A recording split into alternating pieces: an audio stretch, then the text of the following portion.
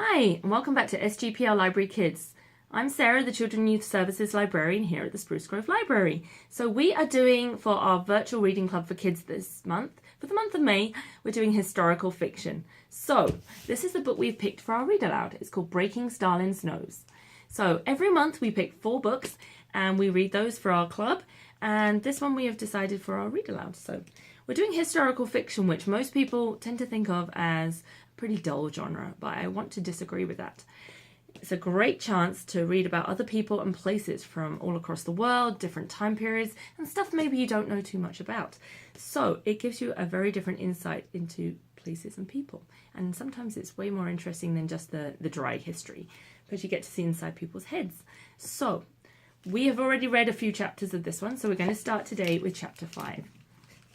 So, chapter 5. I wake up in the middle of the night worried. Why did he say, anything ever happens to me, go to Aunt Larissa? I don't understand. What could happen to him? I watch the faint shades of the falling snow slide across the ceiling, listening to his even breathing. And after a while, I feel better. Nothing could happen to my dad. Stalin needs him. I turn to the window where a giant statue of Stalin gleams under the searchlights. The statue is made from the steel of fighter planes and stands taller than any building. Can you see it? There's the big statue outside his window. And you can see it from every window in Moscow. Recently, my dad caught a gang of wreckers scheming to blow it up. Wreckers are enemies of the people and want to destroy our precious Soviet property. I can't imagine anybody would want to dare to damage a monument to Comrade Stalin, but there are some bad characters out there. Obviously, they're always caught. I stare at the statue and pretend it's Comrade Stalin himself, watching over Moscow from his great height. His steady eyes track a legion of shiny black dots zipping up and down the snow-white streets. The dots grow larger and larger until they turn into shiny black automobiles made of black metal and bulletproof glass. These beautiful machines belong to our state security. I know because my dad has one. Night after night, Stalin urgent orders drive these automobiles past our house. But tonight, one turns into our courtyard. I listen to the engine left running, doors slamming, and boots hurrying up the stairs. And then the doorbell rings. This is how we know who has visitors. We count the rings. 1 for the Schulmans, 2 for the Ivanovs, 3 for the Stukachovs, 4 for the Kozlovs, 5 for us, and so on, all the way to the Lodochins, who get 12. Ring, ring, ring, ring, ring. 5. They want us. Ring, ring, ring, ring, ring. Dad, a car for you on Stalin's orders. Ring, ring, ring, ring, ring. He sits up, wrapped in a sheet like a ghost, and glares at me wildly and says, stay in bed. I wait till he leaves and then go after him into the kitchen. What I see in the dull glow of the room is the white sheet, taut and sweaty over his back. The front door is open. He's leaning out, listening to someone on the other side. When he finally turns, he has a face I've never seen before. What's wrong, Dad? Out of the darkness, 3 large figures in state security uniforms stomp into the kitchen. They follow my dad past where I'm standing and into the corridor towards our room. The last in line catches his cap against the laundry line, picks it up, swears and clomps after the rest. All this noise in the middle of the night, but our neighbour's door stays shut. No one looks out to complain. When I get to the room, Dad is sitting on the floor holding his ear. The officer's leather belt creaks as he turns to look at me, his eyes bloodshot. Nothing to worry about, little boy, he says in a hoarse voice. A friendly chat, that's all. The guards pull out the drawers and dump our things on the floor. They shake loose pages out of our books. They cut up Dad's mattress and feel inside. They tap on the walls, listening for hidden places.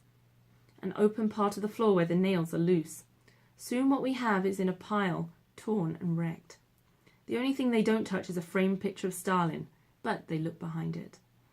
My dad is still pulling on a shirt when the guards yank him out of the room. I grab his arm and hang on to him as tight as I can. This close, I see his ear is bleeding. It's more important to join the pioneers than to have a father, he whispers hurriedly. You hear me? No talking, orders the guard in his scratchy voice. Move on, and he shoves me aside. In the corridor stands our neighbour, Stukachov. It's me, Stukachov, I made the report, he said, smiling and bobbing his head at the passing uniforms. Comrade Stalin appreciates your vigilance, citizen, said the officer, and without looking at Stukachov, He pushes on my dad's briefcase under his arm. And then all of us together, the officer, the guards, my dad and Stuchachov, and me, closing the rear, march down the corridor to the dimly lit kitchen. I notice we're walking in step, left, right, like on parade. Comrade Senior Lieutenant, says Stuchachov.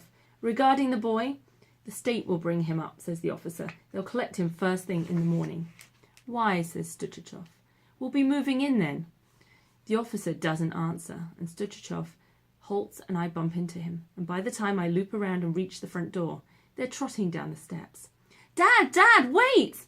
The officer spins round and slams the front door shut with such force I have to pull back fast so it won't smash my face. I try opening it, but the lock is jammed. I kick and kick, but the door won't budge. I dart to the window, and down below, the guards shove my dad into the car and slam the door. The engine revs up, tires spin in the snow, and when the car leaps forward, the headlights blast across the windows. Icy glass before me flares up and turns white, and when it's clear again, the courtyard is empty. Now, because these chapters are short, we're going to go straight into chapter 6. So soon the courtyard is blurry, warped at the edges, and I rub at my eyes, and my knuckles come away wet. When I hear a broom sweeping the floor somewhere, I turn and listen. It's coming from our room, and when I get there, the door is open. Stuchachov's wife is in our room, sweeping. What a good woman, rising from her sleep, helping to clean up. Move it, Vasya, she says. They've changed their minds before. I look into the room, and Stuchachov is there, too. He smiles at me briefly. He's piling our broken things on top of my dad's bedsheet, which is still stained with his sweat. And then he lifts the edges, ties the corners together, and he takes the sack and sets it in the corridor next to our other things, all broken. And then, as though I'm not there, they start moving their things into our room. Stuchachov's mother comes in fast, carrying her pillow. It doesn't take them long to set up their furniture, make the beds, and bring their sleeping kids in one by one and tuck them in.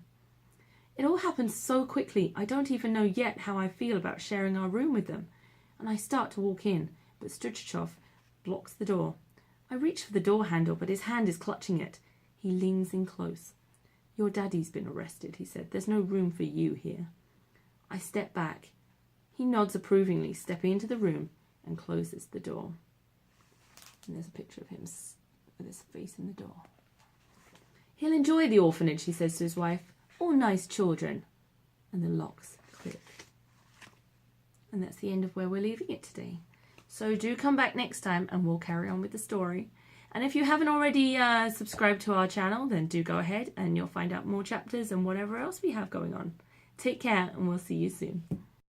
Thank you for joining us for Virtual Storytime this week. If you enjoyed this story, come and visit us in person at the library, give us a call or message us, and we will help you find more books, movies, video games, TV series, and so many more programs and services that we can offer you, all for the small price of a library card, which of course is free.